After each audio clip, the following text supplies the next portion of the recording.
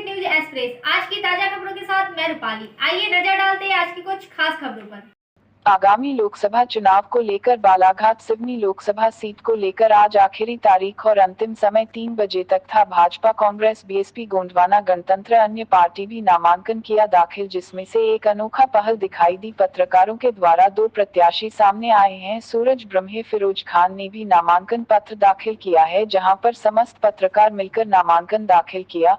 आखिरकार क्यों पड़ा पत्रकारों को लोकसभा चुनाव लड़ने की तैयारी, आइए जानते हैं उन्हीं जुबानी। आइए देखते हैं यह खास रिपोर्ट। वक्त की आवाज 48 न्यूज के लिए प्रधान संपादक शैलेंद्र मेश्राम की रिपोर्ट। नाम निर्देशन पत्र जमा करने आए हैं, क्या विशेष मुद्दे हैं और किन मुद्दों को लेकर आप? देखिए, बालाघाट जिला निर्दलीय प्रत्याशी के रूप में फॉर्म जमा करके आया हूँ और सभी पत्रकार साथियों के सहयोग से आज हमने फॉर्म जमा किया है। हमारा उद्देश्य है, चुनाव लड़ने का एक मकसद है कि 70 सालों से जो बालाघाट जिला और सिवनी जिला पिछड़ा हुआ है, उसमें हम नागपुर की तर्ज में इसको विकासशील करना चाहते हैं। सबसे पहली बात तो यह है कि 1-1 घंटा 2-2 घंटे तक जो जाम लग रहे हैं रेलवे क्रॉसिंग में, तो इसको ब्रिज की नगरी बनाना चाह रहे हैं। मतलब इतना लंबा ब्रिज रहे यहाँ से चारों तरफ, बैयर चौकी से लेकर बैनगंगा नदी तक ब्रिज रहे, सरेखा से लेकर भटेरा चौकी तक ब्रिज रहे। इस टाइप का ऐसा ब्रिज रहे ताकि इसको ब्रिज की नगरी कहा जाए।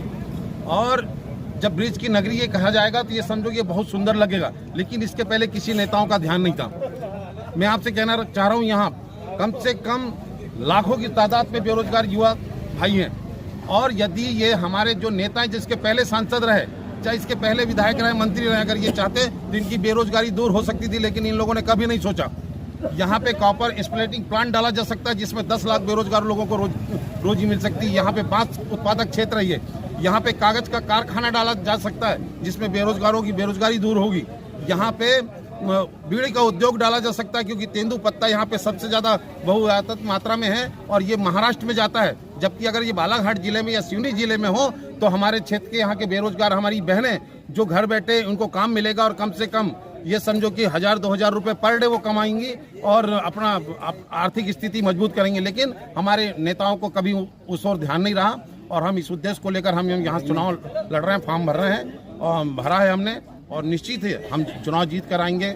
और जब चुनाव जीत कर आएंगे तो बालाघाट जिला और सिवनी जिले का विकास करेंगे। ग्रामीण के लिए क्या सोचे आपने? ग्रामीण, मैंने बताया ना, ये सबसे पहली बात यह है कि यहाँ पर तेंदुपत्ता बहुत में है, लकड़ी यहाँ पे है, बांस यहाँ पर है ना, कोयला यहाँ पर है। यहाँ पे उद्योग धंधे डाले जा सकते हैं, लेकिन हमारे पूर्व जो नेता रहे उनने कभी इस ओर ध्यान नहीं दिया, और हम यहाँ पे इसको औद्योगिक नगरी बनाना चाहते हैं। आप भी पत्रकारों के लिए तो पत्रकार, देखिए, सबसे ज्यादा हमारे पत्रकार भाई प्रताड़ित हो रहे हैं। वो शासन से, प्रशासन से, अधिकारियों से उनके ऊपर एट्रोसिटी एक्ट लादा जा रहा है, जबकि पत्रकार किस मुसीबत से कैसे मेहनत करके वो अपनी रोजी रोटी चलाते हैं, अपने परिवार का पालन पोषण करते हैं, और जनता की आवाज को शासन तक और शासन की आवाज को जनता तक पहुंचाने का काम कर रहे हैं। उसके बाद भी वो लोग परेशान हो रहे हैं। यहाँ पे एक पत्रकार भवन नहीं है, और पत्रकार भवन सबसे पहले हम चाह रहे हैं कि सिवनी जिले में भी पत्रकार भवन हो, बालाघाट जिले में भी हो,